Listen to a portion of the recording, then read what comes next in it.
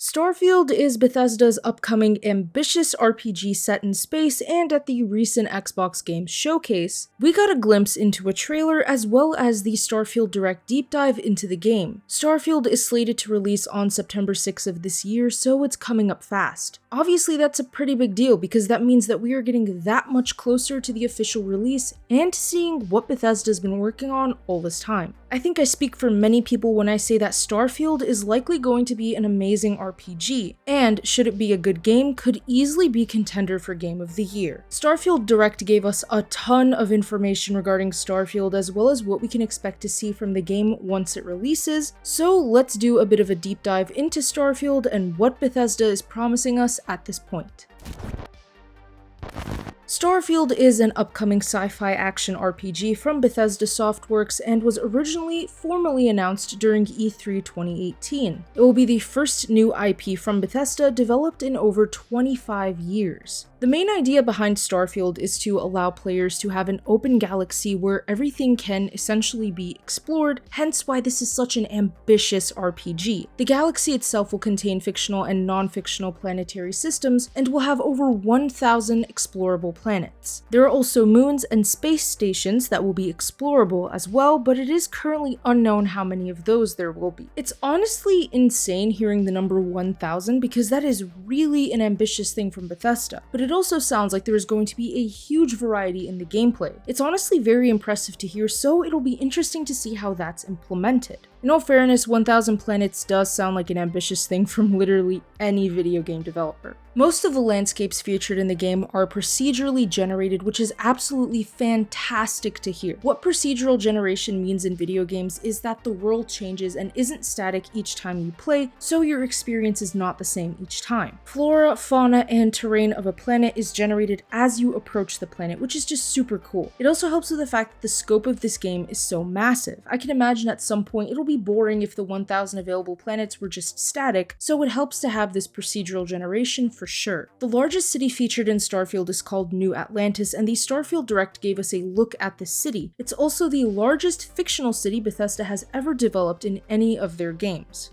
My thoughts on New Atlantis is that it looks absolutely fantastic. I love the atmosphere, the aesthetic, and the visuals, and I think it's just so cool that they've designed it with such grandiosity in mind. Because I think sci-fi is just an ambitious and grandiose genre by nature, so having a city to follow in line with that makes a ton of sense. The objective of Starfield's gameplay is essentially to explore the galaxy, and you do get a crew to help you out along the way, plus you can recruit NPCs to join your crew, with some of those NPCs having romance options. This is something I expected from an RPG game in general, and it does sort of remind me of another sci-fi RPG called Mass Effect, and if you've never played Mass Effect before, I highly recommend it. It's not super similar to what Starfield is, but it's a really good game with a deep sci-fi galaxy that's worth playing. Right, back to Starfield now. Starfield takes place in an area that extends outward from the solar system for approximately 50 light years called the Settled Systems. Lore-wise, around the year 2310, the United Colonies and Freestar Collective engaged in a conflict that would be named the Colony War. 20 years later, you take the role of your own customizable character as a member of Constellation, a group of space explorers. The neat thing about Starfield is that the customization system is one of the most advanced, but Bethesda promises it'll be simple to understand and use. You can either play the game in first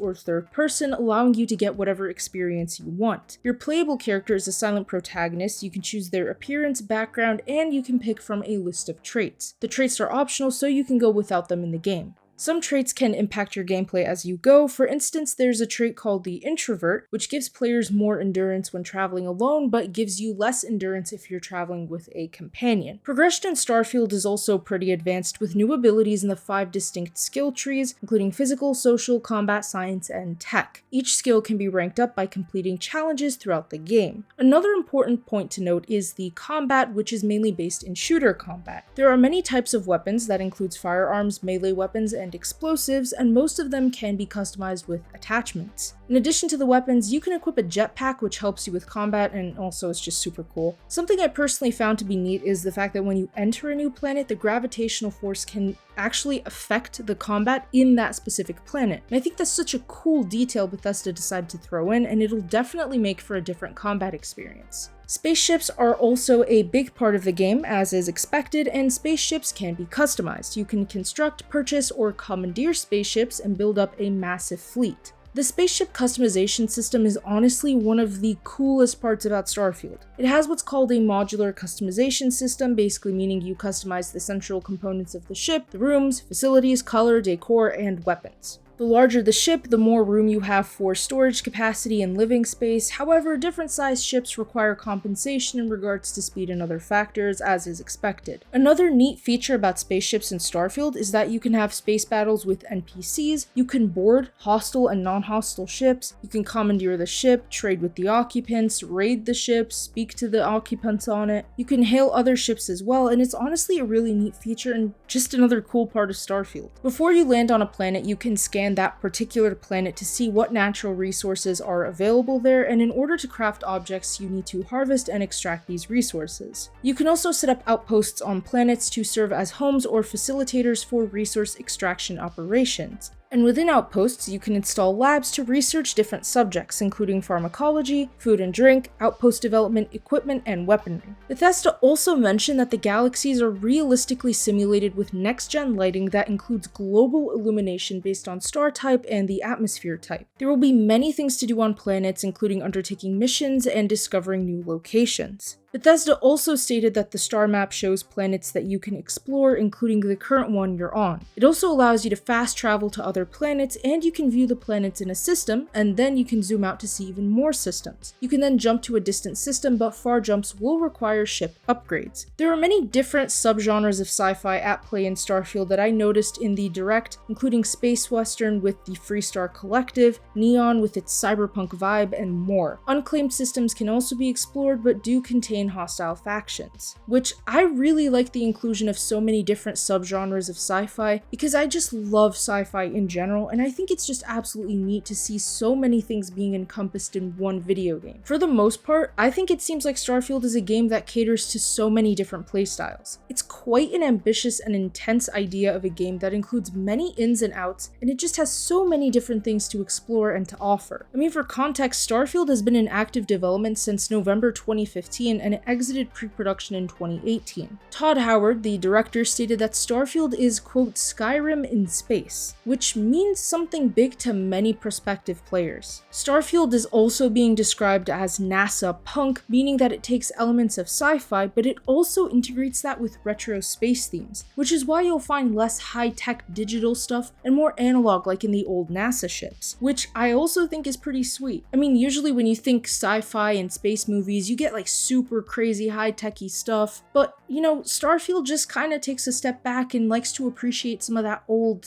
retro feel, which I also equally love as much as the crazy techy stuff. And I, for one, am so excited to see what Starfield has in store, and I can anticipate it's gonna be a pretty big game release. Not only that, but for many like myself who enjoyed Skyrim and other RPGs in general, this is certainly gonna be something new. To have a Bethesda game set in space is an absolutely unique adventure, and I really hope Bethesda can deliver on the ambitious goals in the game that they have designed, because if it works, this game could be absolutely phenomenal. Some people have compared Starfield to other games like No Man's Sky and Star Citizen. I think where Starfield differentiates itself is in the fact that it's a Bethesda IP, meaning that the charm behind Bethesda games is definitely going to be present in this, most likely. Additionally, with its focus on being a single-player game and its more grim style compared to No Man's Sky, I think Starfield has a good position in the market for this genre of video games. I also think that the fact that it's been a highly anticipated game is certainly something that helps. Of course, I am anticipating that Starfield will be pretty buggy at launch just because it is a Bethesda game and it's kind of known that Bethesda games get buggy at launch. Hopefully the bugs are just kind of like, those goofy little, oh, that face model looks kind of wonky, but not like game-breaking bugs, you know what I mean? Also, another thing I want to address, and yeah, Starfield is going to be releasing at 30 FPS on on consoles. It's kind of weird in my opinion that that's something that's going to happen, and I do feel like it's not taking full advantage of the hardware of these current gen consoles like the Series X and the Series S, especially since the Series X is supposed to go up to 4K 120 FPS. I feel like Starfield could have benefited a lot from at least having 60 frames per second and not 30. Honestly, of all the things about Starfield, it sounds like a great game, but this is the one point that is concerning a little, because I don't want the game obviously to play really